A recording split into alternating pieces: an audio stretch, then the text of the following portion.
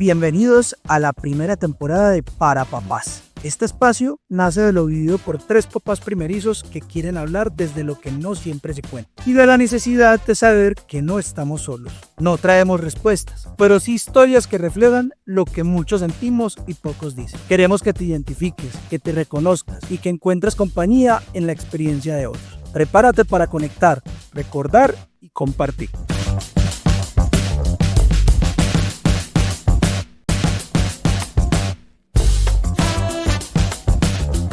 Hola, ¿cómo están? Bienvenidos a Para Papá. Yo soy Juan Camilo, el papá de Elena. Y yo soy Alejandro, el papá de Alicia. Y vamos a hablar de los primeros meses de embarazo que vivimos nosotros con nuestras familias.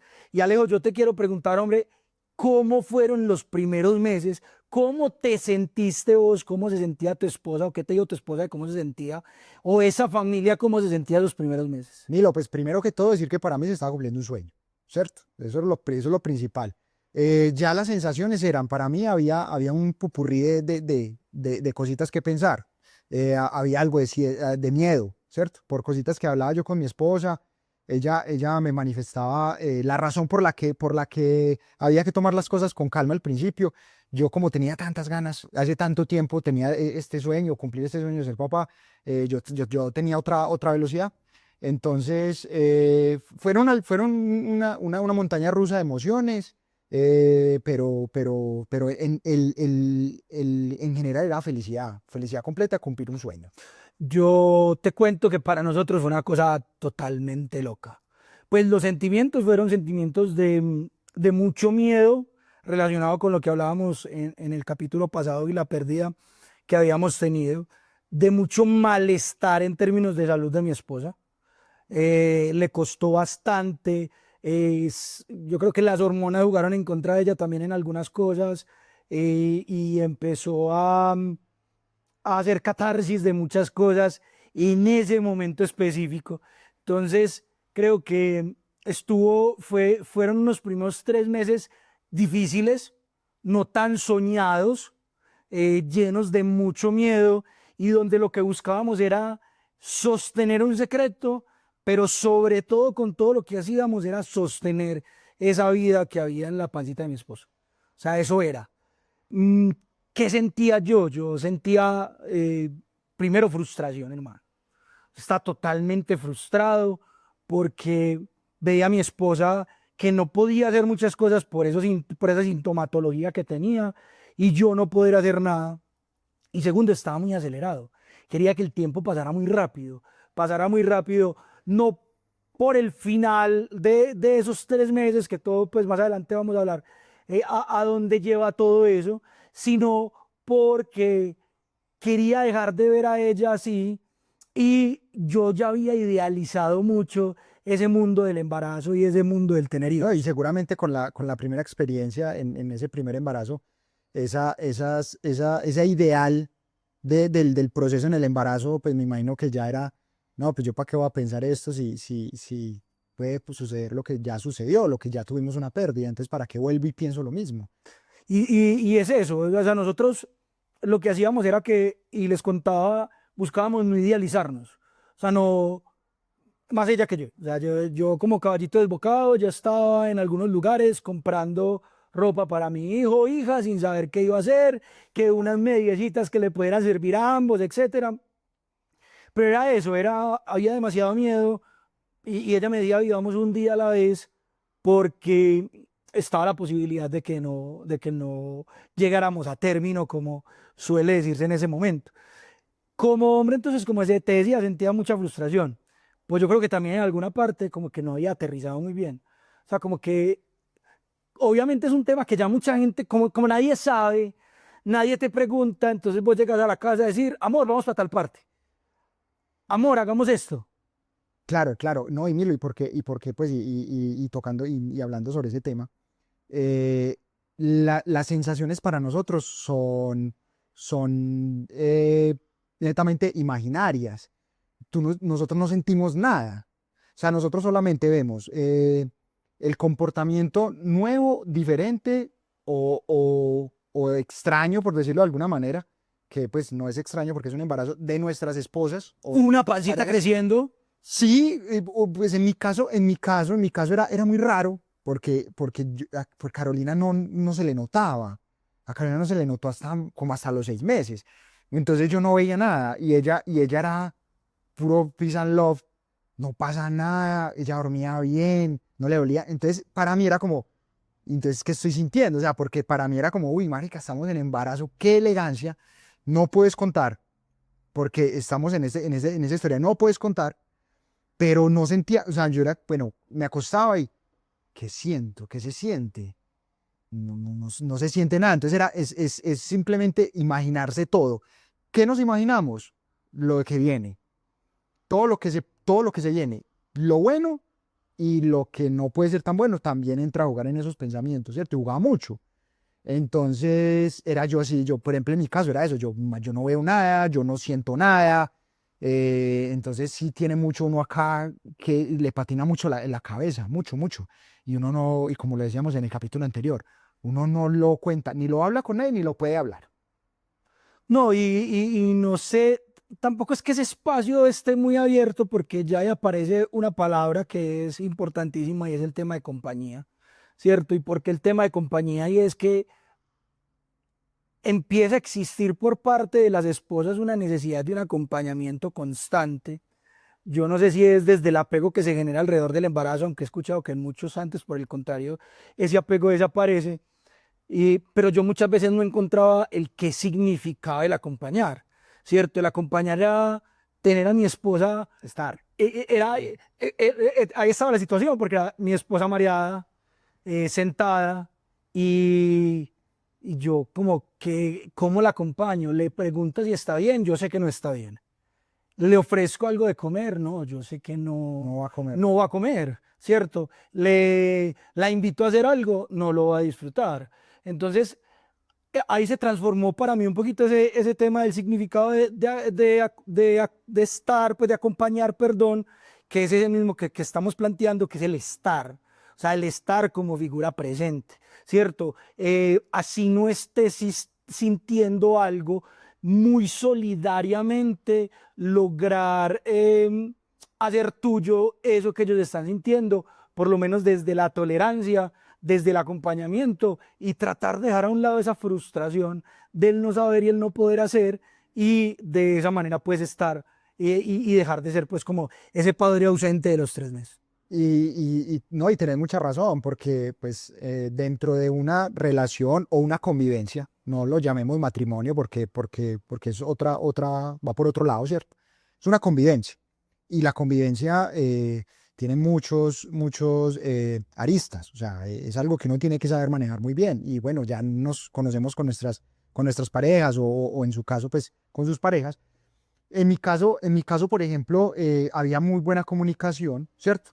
Pero es lo que vos decís, como uno no lo siente y muchas veces ellas no se quejan porque pues en mi caso, mi esposa es cero, está se quejando.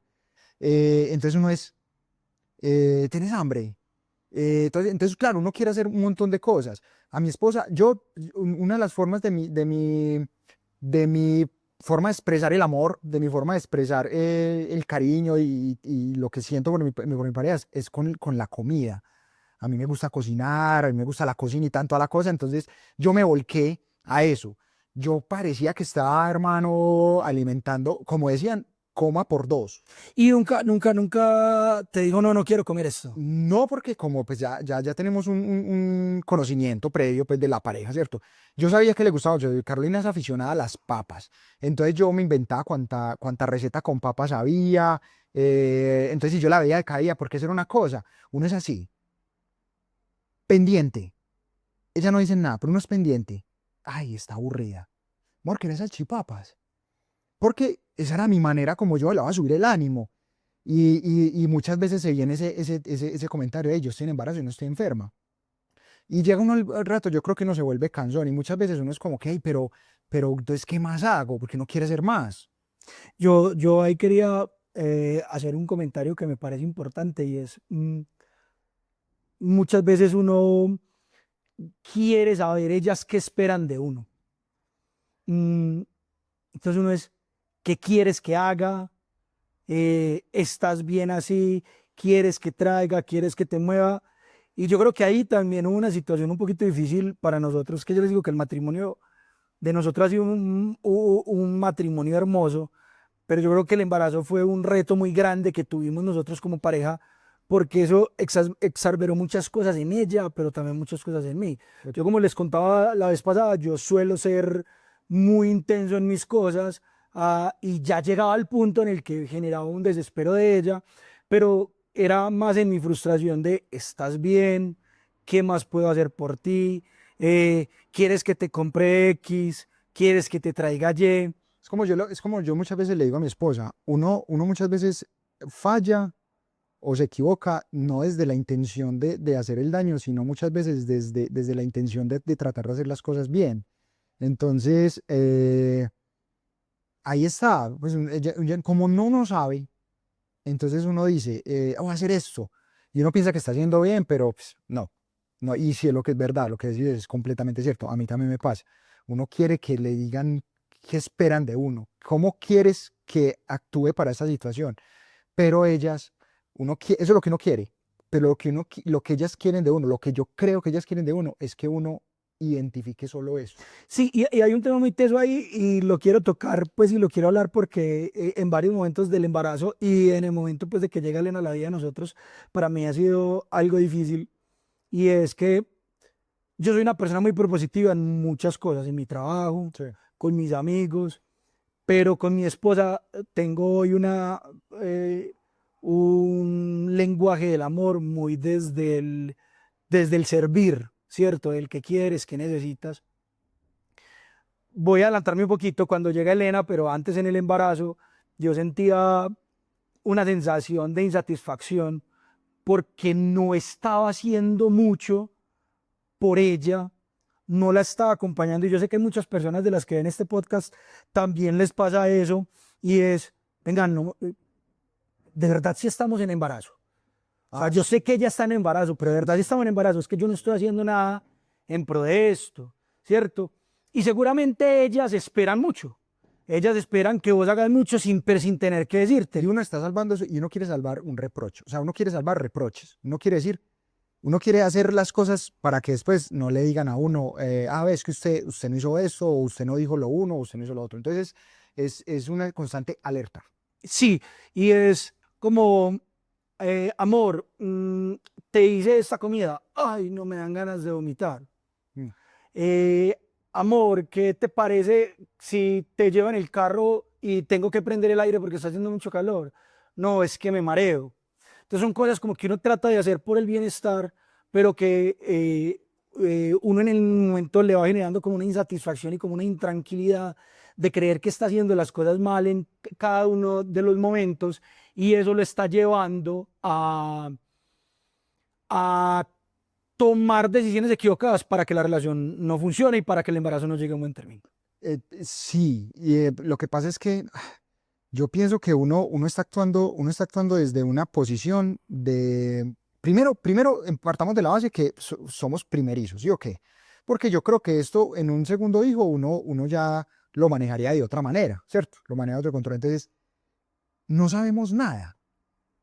No sabemos ser esposos de una mujer en embarazo. Estamos aprendiendo. No sabemos ser papás. Vamos a aprender.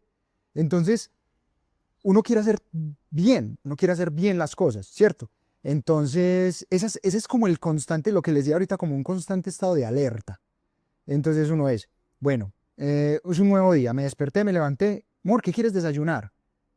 Y si no quiero desayunar, o si no quiero hacer X o Y cosas, ellas tienen que seguir trabajando, tienen que seguir haciendo toda su vida común y corriente, y uno todo el tiempo quiere estar es en pro de servirles, como lo que decías ahorita, sí, es verdad, pues cuando uno está metido con esto, partiendo de la base que es que uno empieza a ser un esposo de una mujer en embarazo, y hasta hace unos días, güey, puta, es que cambió muy rápido. O sea, eras el esposo de una mujer y tenían una dinámica, pero de un momento a otro es todo distinto, y uno cree que uno tiene que cambiar todo de una, porque es un cambio muy teso. No, mira, y yo creo que nosotros los hombres tenemos un problema, y es que como no estamos con esa sintomatología Exacto. y no podemos servir, empezamos apropiarnos de procesos que aún no son necesarios.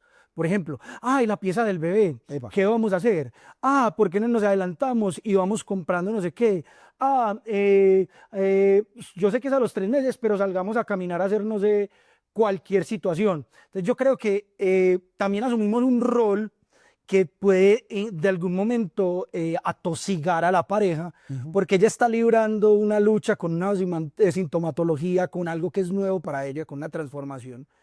Y ver esa presión que obtiene por parte de uno de tratar de empezar a hacer nuevas cosas, de venga, evolucionémoslo, porque claro, uno ya está idealizando, se hace muy difícil. Eso es un tema que es bien, bien, bien complejo. Y esa ansiedad también se traslada a las ganas de contarle a todo el mundo. No, es que es muy teso. Pues Carolina me decía, no, vamos a tomarlo con calma, con calma. Pues como les contaba ella desde su profesión y desde su quehacer profesional, pues todo lo analiza desde la psiquis y todo este cuento. eh, y me decía, amor, cosas pueden pasar, entonces vamos a tomarlo con calma y vamos a vivir esto nosotros. Entonces, como tú no lo sientes, como uno como hombre no tiene esa sintomatología ni nada, uno piensa que la única manera de que te reconozcan como un próximo papá es que tú le cuentes a todo el mundo, empezando por tus seres queridos, familia y amigos, ¿cierto? Entonces yo le decía a Carlisto, entonces era eso que tú decías, entonces se vuelca. Entonces, ¿a quién le vuelca uno la atención en ese momento si uno no puede contar nada? Entonces uno es, bueno, ¿en qué me concentro? Me concentro en ella. Vámonos para otra situación, otras situaciones que suceden durante esos primeros días. Vayan a las primeras citas de control del embarazo. Y lo que le diga, y que la ginecóloga, el ginecólogo, el médico que los asiste le diga, vea, es que usted tiene que caminar, o usted tiene que, o pues en mi caso no fue así, pero de pronto que haya un riesgo, usted tiene que estar acusada, para que vean a un hombre intenso. O sea, Las pastillas, tenés no, que no, empezar a tomar las no, pastillas. eso era una belleza, eso era un paquete de pastillas y de vitaminas, y eso era, como les decía mi mamá ahí en el extranjero, yo, mamá, mándame unas vitaminas, mamá, mándame unas cosas, ves, necesitamos esto. Las que, vea, compré estas pastillas, cuánta feria, hermano. Cuánta feria, cuánta cosa de mamá sabía, uno iba y compre lo que tenga que hacer. Y encima, tómese esto, vea, se le pasó la hora, vea, tiene que comer, vea. Entonces uno se vuelve intenso con eso, no sé, me gustaría, sería bacano que pues, las mujeres que nos vean nos cuenten porque les puede pasar, ¿cierto? Ese tipo de intensidad de los hombres hacia eso, porque es la manera como nosotros empezamos a vivir esa noticia, eh, que nos cuenten cómo eran sus parejas, eran intensos, también pueden haber, y pues, obvio los hay, los que, no me No, no, interesa. no me interesa y más adelante cuando sepamos la verdad. Sí, no, y cada uno tiene su proceso, pues este es el proceso de nosotros, cada uno tiene su proceso, hay personas que de pronto pueden asimilar esa noticia con mucho tiempo después, o no se vuelcan a la pareja, sino que se vuelcan más bien a su trabajo, tengo que trabajar, tengo que conseguir dinero porque en un niño, pues sí me entendés, como esas cosas pueden suceder. Ahora, de ese momento, ¿qué fue lo más incómodo? De esos 3 meses, ¿qué fue lo más incómodo que vos viste? Parce, para mí lo más incómodo, realmente parto del punto de vista del miedo que sentía de una pérdida. Ese era un sueño que yo tenía. Y mi esposa es directa, y ella me decía, hey, es muy alto el porcentaje de personas que tienen una pérdida en el primer embarazo, ¿cierto?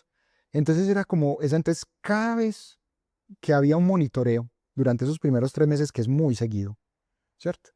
Durante esos primeros meses, yo me iba, el recorrido que había desde el parqueadero del lugar donde estaba ese consultorio al lugar, y mientras esperábamos, la doctora de mi esposa es una tesa. Nosotros nos enamoramos de su proceso, de la forma en que llevó todo, pero había una cosa que para nosotros era muy complicado, y siempre había que esperar mucho en las citas, y era una espera horrorosa, porque uno siempre, o bueno, yo siempre pienso negativo, hombre. O sea, es como que voy a entrar y me van a decir que algo está mal, que no sé, esto no está bien.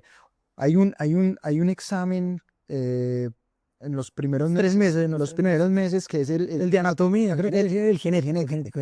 que te dicen el riesgo de que hayan enfermedades genéticas. Hermano, eso es. Ah, no, sufrir. Se supone que esa es la primera vez que a uno le dicen si es niño o es niña. Puede. Que más o menos ahí le dan un porcentaje más o menos a uno de eso. Y es terrorífico. O sea, ese tema es terrorífico. Yo te digo que para mí lo más incómodo que viví en ese momento fue la soledad que construí con mi pareja alrededor del embarazo. Porque el no contar la noticia eh, implicaba alejarse de muchas personas. A mi esposa sí se le empezó a notar muy pronto, Ah, sí. muy pronto, muy pronto. Y esa soledad, adelantándome un poco pues, a lo que en los otros capítulos, era la que me hacía pensar en, para ellas habían eso, había tranquilidad porque su cuerpo estaba bien, siempre recibían unas palabras desde su médico, siempre podían hablar porque ellas sí lo hablaban con alguien, que fuera otra mujer que hubiera tenido un hijo, y podían generar y construir una tranquilidad. Y para mí lo más incómodo fue esa soledad tan grande que se construyó alrededor de eso. Milo, partiendo de eso que me estás contando, te quería hacer una pregunta. Para mí, cada vez pues, era lo más terrorífico ir a esas citas, o sea, da mucho susto ese antes, el antes de, pero el después de era una victoria. ¿Cómo te sentías después de conocer, de saber que tuvieron una pérdida? ¿Cómo te sentías vos, Camilo, cuando salías de esas citas al principio y veías que todo iba bien? Mira, para mí es un tema súper teso. Te voy a contar no solamente cómo me sentía al final, sino te voy a comentar cómo me sentía desde el principio. Mm, yo no soy una persona que me guste pedir muchos permisos en el trabajo. Sí. Y mi jefe siempre suele dármelos porque sabe que nunca pues me voy a ir para un lugar que no es, mucho menos. Entonces ahí ya empezaba con un tema de ansiedad, empezar a pedirlo. Y cuando ya teníamos la fecha y todo definido y recogíamos a Lisa, era un silencio muy grande en el carro. Hablábamos, discusión de cómo íbamos en el trabajo, pero no se hablaba de qué nos irían a decir, cómo iríamos a ver a él Otros, o la bebé, no, o otros temas. sea, todo por fuera. Sí. Mm, recuerdo mucho esta de genética y la tengo súper marcada porque nosotros, El tamizaje genético. el tamizaje genético se llama, eh, cuando entramos, todo el mundo nos había dicho, esa es una de las ecografías más importantes que hay. Sí. Entonces, cuando entramos, yo entré muy nervioso y yo le decía al doctor, doctor, a mí no me importa el sexo del bebé. Yo lo que quiero saber hoy es que mi bebé está bien. Entonces, era un proceso de mucha ansiedad, pero yo no sé si vos te das cuenta que siempre que terminaban las citas, te mencionaban el próximo riesgo. Ah, sí, claro. O sea, te mencionaban el próximo riesgo para el próximo mes. Entonces era una ansiedad que se prolongaba cita a cita. Sí había un espacio de felicidad, pero yo también se los contaba la vez pasada, como que me daba felicidad, pero inmediatamente como una ansiedad de cómo generar una protección y de cómo yo podía ser útil para que ese posible riesgo no se hiciera presente. Claro. O esa próxima ecografía tuviera un término bueno. Entonces era una constante ansiedad. O sea, para mí ese proceso fue de una ansiedad muy alta, principalmente los primeros 3 meses por el tema de la pérdida que tuvimos antes de, por el tema del tamizaje genético, pues que habíamos estado muy predispuestos por muchos comentarios que nos había hecho la gente y por esa ansiedad de uno que uno crea alrededor de que yo quiero que mi esposa y que mi bebé estén bien siempre. No, es que, no, y más por teniendo en cuenta pues que hubo esa pérdida, o sea, yo me imagino, por eso te lo preguntaba, porque yo sentía que para mí era una victoria, o sea, para mí yo cada vez que salía de esas citas y la obstetra, gracias a Dios, nos decía, muchachos, todo está perfecto, este chiqui, porque no sabíamos qué era en ese momento, este chiqui viene genial, entonces uno decía, pucha, todo viene genial, y gracias a Dios todos esos meses con nosotros, y pues fueron muy buenos, ¿cierto? Entonces por eso te lo preguntaba y yo te quería hacer, o sea, yo te pregunto también, Milo, nunca, y partiendo de lo que decías ahorita de la soledad de la noticia, ¿cierto? Nunca a nadie, no le contaron a nadie, no arriesgaron nunca a contarle absolutamente a nadie No, sabes que no, no se le conté nada. Yo solamente le conté a mi jefe, pues porque mi jefe también es mi amigo, pero se lo conté también porque de ahí Los permisos. se desplegaban un montón de permisos y todo eso, pero pues más como entre la confianza de la amistad. Me quiero devolver en algo porque vos dijiste algo de la ginecóloga y es, nosotros tuvimos una ginecóloga maravillosa que se llamaba María Alejandra, de medicina fetal. Es un lugar pues en el Tesoro y esa ginecóloga nos acompañó en todo el proceso y ella, si bien esa ansiedad estaba presente, trataba de hacernos sentir esas victorias tempranas. O sea, Sí, como sí. esas victorias es algo muy bacano que encontré yo de ella porque fue como, como, venga, hay un riesgo muy grande que puede existir por esto, pero van muy bien, lo están haciendo muy bien. Este o esta chiqui se ven muy bien. O sea, fue un tema bien bonito con ella que nos ayudó bastante en eso. Sí, Milo, no, para las personas que nos están escuchando, si están pensando en tener familia, si tienen parejas en las que se han sentado a conversar y están planificando, o es algo que está abierto para ustedes, yo les aconsejo de verdad, o sea, desde mi punto de vista, busquen, y si tienen la posibilidad económica, busquen sitios donde sean especialistas y que tengan unos buenos comentarios de, de, de embarazos, de que lleven embarazos bien y que sean directos y que sean personas muy humanas, ¿cierto? En nuestro caso, pues que tuvimos el acompañamiento de este sitio, nuestros médicos fueron geniales y nos ayudaron mucho a nosotros como hombres, porque es que sigamos con el tema de la línea de nosotros, ¿cierto? Y es que uno va a esas citas, uno va allá sentadito, Sí, ¿cierto? sí, sí. Entonces tu esposa se acuesta y empiezan a hacerle un montón de cosas, pero yo encontraba cosas muy bacanas en Diana, que se llamaba nuestra doctora, y se voltea y me decía, y me hablaba a mí. O sea, no es como, siéntese por allá que vamos a hacer un examen, no. Estábamos los dos en esto. Entonces, esas cosas, esas pequeñas cositas uno lo van alimentando. En esos primeros meses son alimento del espíritu. Yo ahorita te decía porque vos hablas de tu rasgo de ansiedad o de intensidad que llamas, eh, que pues yo todos los años que te conozco siempre lo he visto como, yo siempre le he visto la parte útil a tu intensidad, siempre la he visto. Y las veces que no la he visto, me arrepiento de no haberla notado, ¿cierto? Pero yo no todo, yo creo que todos tenemos que tener un rasguito de eso. Y el mío era por contar. Tanto es así que yo creo que la única cosa que he obligado a hacer a Carolina en toda su vida, en toda nuestra relación, yo le obligué a Carolina a contarle a la mamá de ella. Yo decía, fue, yo necesito que alguien me mire y me diga Vas a ser papá. citaciones genuinamente. Entonces un día le dije yo, no, no, no, no, contémosle a tu mamá, es que tu mamá ya fue mamá, tu mamá te puede aconsejar, o sea, yo me le metí por un cuento, hermano, así una psicología toda barata, tu mamá sabe, contémosle a tu mamá, y yo siento que actué mal de cierta manera porque yo sé que mi esposa se soñaba otra forma. Yo sé que ella se soñaba otra manera de contarle a su mamá, pero ella por verme así y porque ellas también lo quieren ver bien a uno, porque es que uno vuelve un niño, Sí, es verdad. uno se vuelve un niño, weón. Y entonces ella por darme gusto a mí terminó dando la noticia de una manera muy simple. Mi esposa le gusta mucho todo el guardar todos estos recuerdos y grabar, como les conté, pues ella el momento que me contó a mí que iba a ser papá tiene el video, yo tengo el video de mi reacción y es una nota. Y también ella quería tener el video, la reacción de todos, de su mamá, de mi mamá.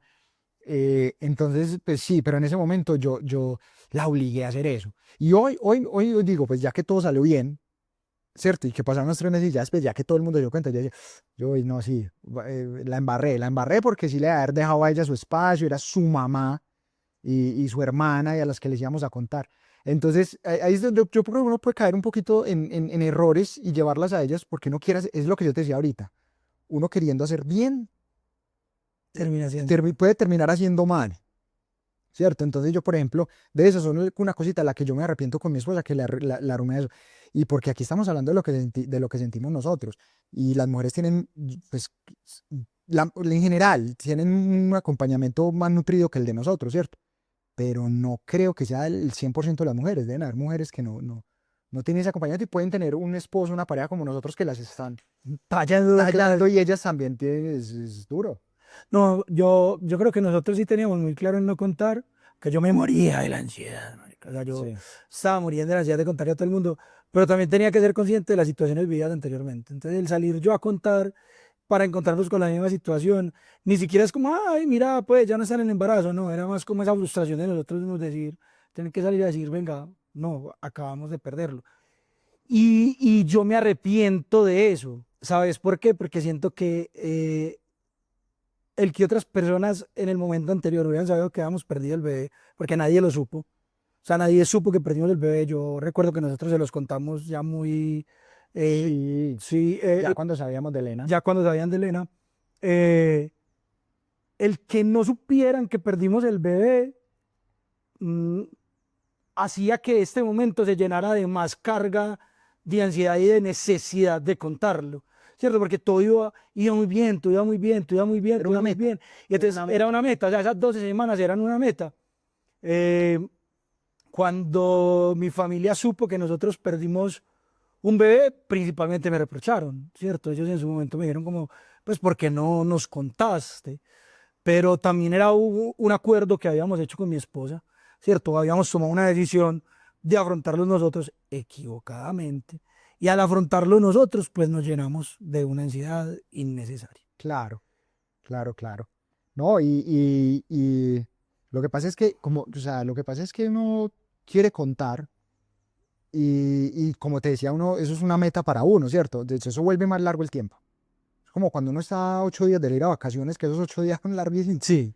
Es esto mismo, es uno, y entonces uno iba, el control de esta semana, entonces uno falta, no, otro control, entonces uno se vuelve muy largo en el tiempo. Para mí, yo creo que, para mí, fueron los meses más duros, más largos y más maluquitos del embarazo. Porque realmente, en nuestro caso, todo el embarazo pues, yo no sé, yo le digo a mi esposa que fue una bendición de Dios, o sea, Carolina nunca se mareó, nunca vomitó, ella pudo dormir durante todo el embarazo y ya me estoy yendo pues a otros meses más largos, pero ella pudo dormir durante todo su embarazo. Entonces, para mí como hombre, la parte dura del embarazo, que es un paseo para hombres, yo ya lo había dejado claro, para mí el embarazo para los hombres es un paseo, la parte dura es esa, pero por egoísmo porque es lo que uno quiere hacer, uno quiere contar. Y yo por egoísta terminé haciendo a mi esposa contarle a su... Sí, es como uno ponerse en la mitad, como decir, como, voy a tener un hijo o una hija. Reconozcanlo, sépanlo. O Sí, sea, como que sepan que voy a tenerlo. sí, pues a los que nos están viendo, si pueden aguanten, muy chicos, aguanten, que a ellas les sirve. Ellas quieren eso, ese es el mayor regalo que uno les puede dar, pues es tener paciencia.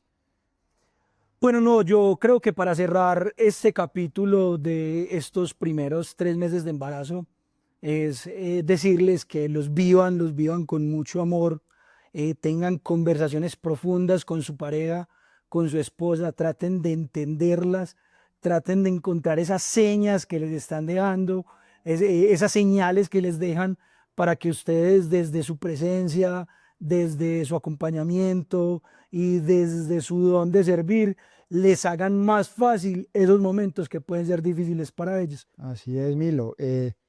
Mucha comunicación. Eh, todos los cuerpos son distintos, pero hay algo muy general en esta situación para ellas y es que hormonalmente eso se va a las nubes. El tema hormonal para ellas se va a las nubes. Y nosotros somos distintos.